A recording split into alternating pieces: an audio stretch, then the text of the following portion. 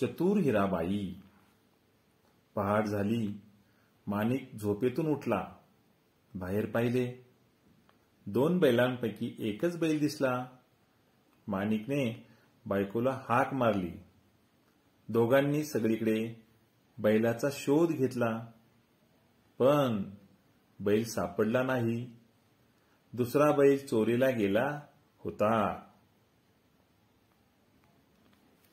माणिक व माणिकची बायको हिराबाई बैल बाजारात गेले.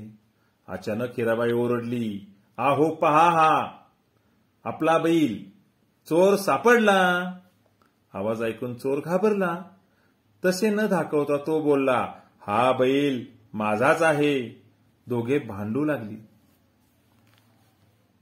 हिराबाई मात्र चतुर होती. तिने बैलाचे डोळे हाताने बंद केले.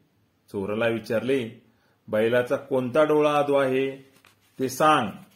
बरोबर सांगितले तर बैल तुझा." चोराने अगोदर उजवा मग डावा असे सांगितले. हिराबाईने हात बाजूला केला. बैलाचा कोणताही डोळा अधू नाही असे दिसले. लोकांनी चोराला पकडले.